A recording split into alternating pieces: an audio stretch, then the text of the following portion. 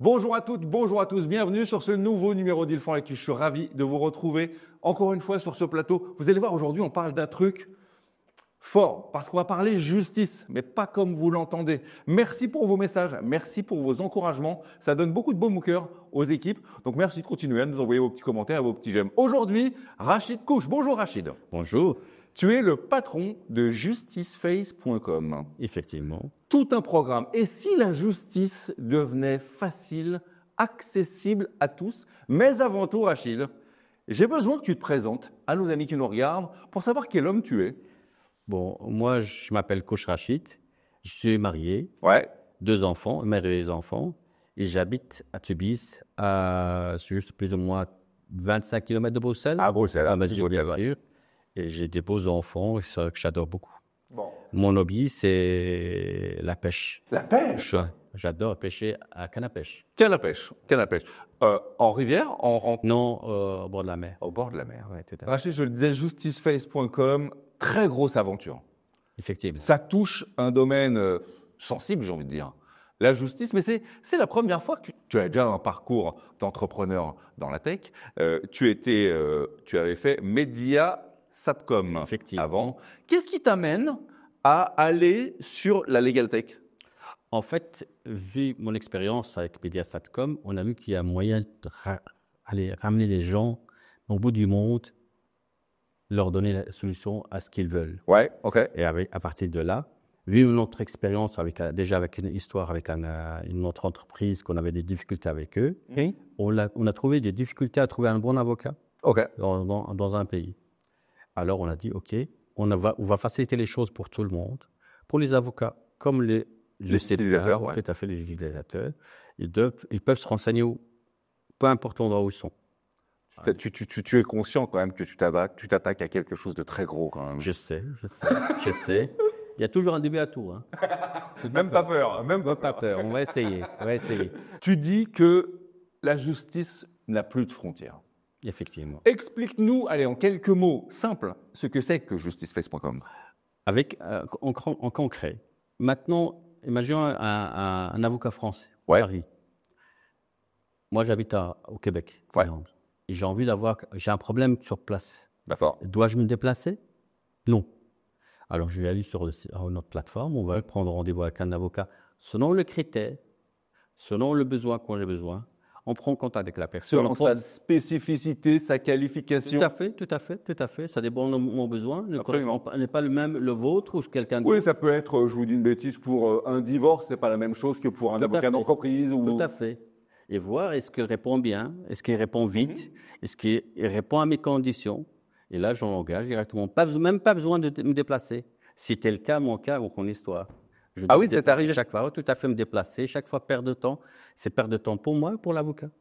Donc, il faut synchroniser nos heures, prendre rendez-vous à distance et pas besoin de venir. Alors, qu'est-ce qu'il y a dans cet outil? J'imagine qu'il y a des agendas, des choses comme ça pour se connecter, de la visio. On a tout. Hein. Sur la plateforme, on a tout. On a prise de rendez-vous présentiel, à distance. Donc, l'avocat lui-même peut envoyer des messages, bien sûr sécurisés, de chez lui vers la plateforme, bien sûr. Alors, de chez lui directement au justiciable. Et l'inverse aussi, de communiquer, passer des documents entre l'un vers l'autre. Et il faut savoir que la plateforme est vraiment sécurisée de A à Z. Oui, j'imagine. J'imagine que tu t'es pas lancé comme ça Non. sans que ça soit sécurisé. Oui, tout à fait. C'est des serveurs dédiés qui sont en dehors du chemin de tout le monde. Il n'y a que le port 80, 443 qui sont là.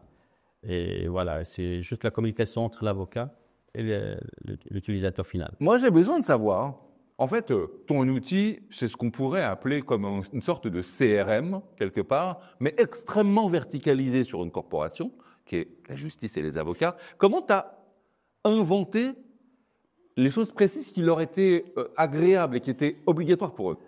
Justiceface a été construite avec le conseil des avocats déjà au départ.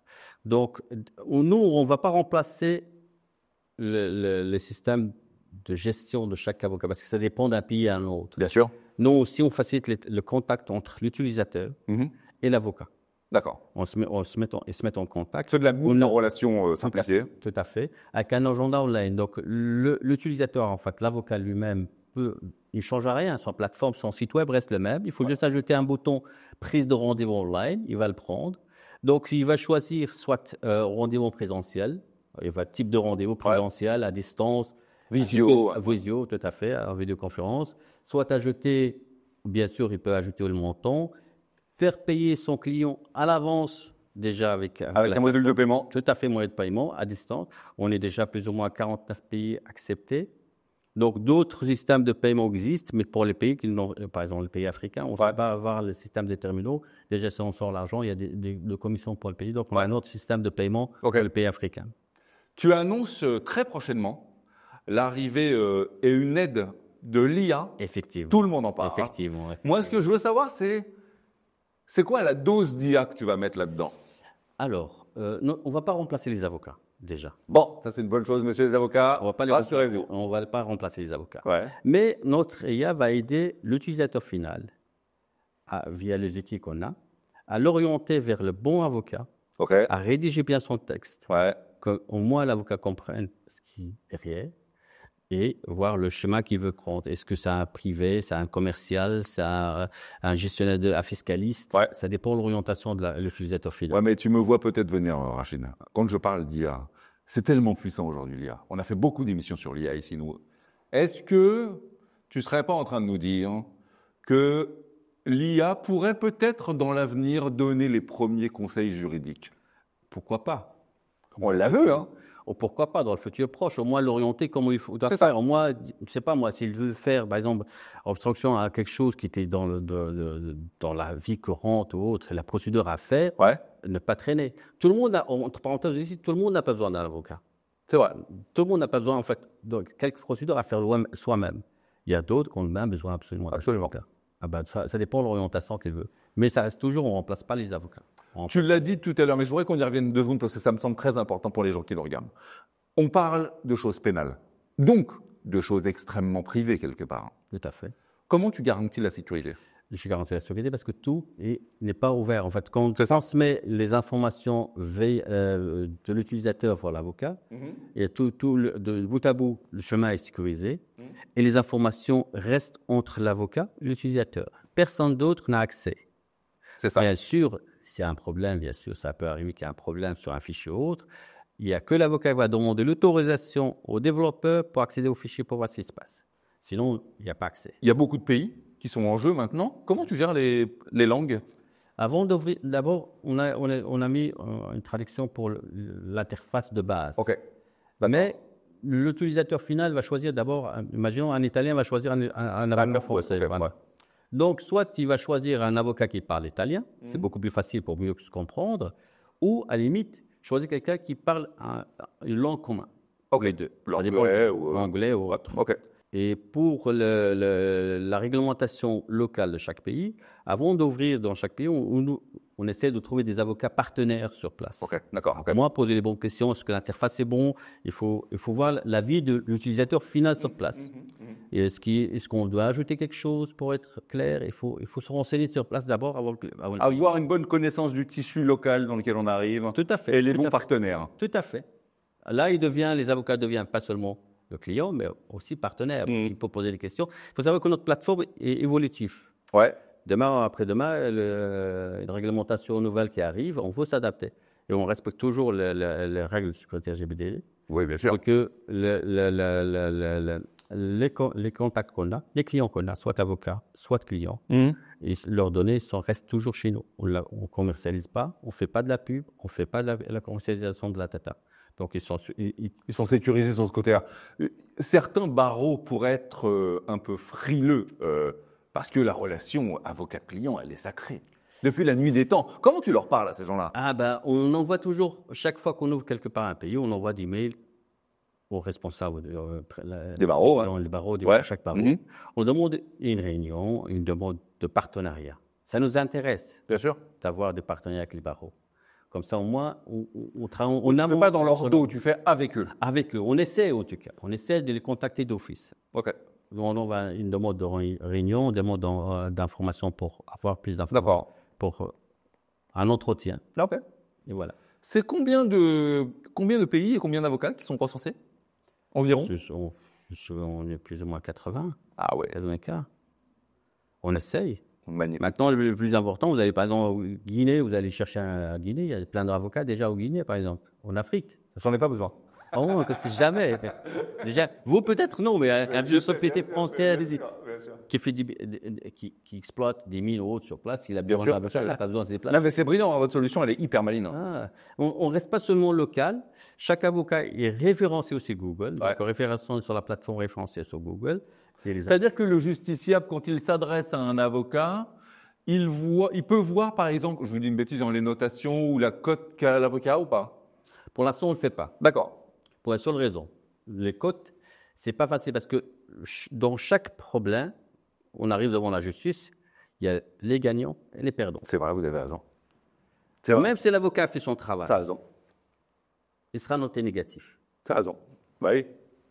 Oui, parce que certainement, il y aura un camp qui aura perdu. Tout à fait. Ah, okay. On arrive à un certain moment qu'il faut donner le frein. Justice Face en 2030. C'est quoi ta feuille de route? C'est quoi l'avenir? L'avenir, c'est être mondialement partout. Partout.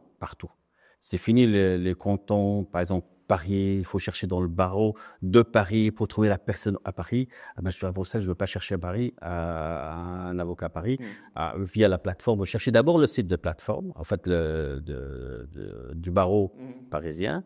Et peut-être même l'avocat peut être inscrit à Paris, à Marseille. Ouais. Et l'avantage aussi, encore une fois, j'ai oublié de te parler de ça, on est en France, on reste toujours le même pays. Mais j'ai besoin d'un avocat à Marseille. Que dois-je faire? Donc, je dois chercher sur le Google, je dois chercher, mais là, la plateforme directement. Et il manque aussi de savoir est-ce que je peux réserver. Parce qu'il y a deux systèmes chez nous, soit laisser un message à l'avocat, si l'avocat accepte uniquement le message, ou carrément aller sur son planning. Je peux laisser directement, je préfère déjà prendre rendez-vous directement, sans me déplacer à chercher sur place. En visio de préférence. Allez, faites 500 km. C'est aucun intérêt. Perdre de temps. Pour une heure d'entretien, on le fait à distance. Et comme tu le disais tout à l'heure, il y a le module de paiement, c'est-à-dire que l'avocat sera rémunéré pour son conseil. Voilà, directement à l'avance, il paye directement. Type de rendez-vous en vidéoconférence, on va dire, voilà, je ne sais pas moi, 250 €. OK, directement en plus, j'ai oublié de dire, c'est que le temps est minuterie. Oui, j'imagine. Le temps de la vidéoconférence est minuterie elle-même. Donc, il va dire, voilà, c'est 250 € l'heure, par exemple. OK, c'est fait une heure, il va faire x2. Et ainsi. Impeccable. Et pour garantir la sécurité pour le paiement des utilisateurs, une question technique, c'est que, imaginez que je suis un utilisateur, je prends rendez-vous chez vous. Vous n'étiez pas là. L'argent ne sera pas transféré chez vous. Il sera bloqué, il sera transféré le lendemain. C'est le rendez-vous a lieu ou pas? C'est très important. C'est très intelligent. Tu sais que plus tu me parles de justiceface.com, plus ça me fait quand même penser à un très gros succès qu'il y a eu ici, qui s'appelle Doctolib quand même. J'ai oublié de vous parler de ça. Ça ressemble beaucoup. Oui, parmi nos activités, il y a une autre plateforme qui s'appelle rdemedical.be. C'est la même chose que Doctolib. Doctolib. Et c'est tout à fait la même chose qui nous appartient, mais c'est un autre pôle pour les médecins. Ah, oui, tu diversifies tes activités. Oui, mais c'est avec le Covid, c'était le Covid. Donc, le télécom ne fonctionne pas très bien. Il faut choisir d'autres solutions qu'on peut offrir aux gens. Tu as raison. Alors, Rachid, on touche au but de cet entretien. Tu sais, j'ai une petite manie, c'est qu'à la fin, je fais toujours des questions cash. Mais toi, j'ai envie qu'on fasse des questions cash, mais juridiques. Pourquoi pas? T'es prêt? Oui, je suis prêt, vas-y. Allez, on y va. Quelle clause est non négociable quand on bosse avec toi? La vérité. La vérité. Il faut être sincère. Tu as raison, je comprends. Ta dernière rupture, on ne veut pas savoir si elle est perso ou professionnelle, c'était à l'amiable ou avec des dommages et intérêts? Non, à l'amiable, mais avec une clause de agression. Tu as raison, mais j'avais trop prudent. Si tu devais plaider coupable pour un de tes défauts au boulot, ça serait lequel? Je veux toujours les choses la veille avant le lendemain. Ah, tu es pressé? Pressé. Donc, si j'ai une idée dans la tête, je l'envoie au développeur. Il faut que ça soit fait. Et je dois le faire. Le lendemain, il va avoir mon code de téléphone. c'est quoi ton vice caché? Un yaourt au soir. Oh, ça va. Ça va. Ça passe. J'ai une question qui va intéresser tout le monde, et moi le premier. En vrai, toi, tu les lis, les petites lignes des contrats, là? Toujours. Il faut toujours prendre, au pire des cas, s'ils sont des caractères tout petits, Ah ouais. prendre les photos et agrandir. Mais tu les lis vraiment? C'est ça, vraiment? Toujours. Ah ouais. Il faut toujours lire. Toujours. Je le fais jamais. Il faut lire. Un conseil. Hein. Un conseil, t'as raison. Rachid, merci beaucoup de ta venue. Merci à toi. Ça nous a fait vraiment plaisir. Est-ce que je peux tenter un truc? J'ai toujours rêvé de dire cette phrase-là. Silence, ou je fais évacuer la salle. Je sais pas pourquoi j'avais envie de dire ça. Vas-y, je t'en prie.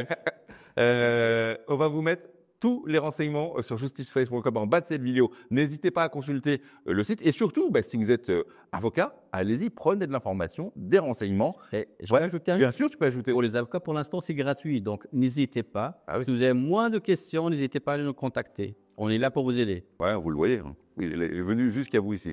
On se retrouve très vite pour un nouveau numéro d'Ils font l'actu. D'ici là, portez-vous bien, soyez heureux, parce que le reste, ça suit toujours. Bye bye.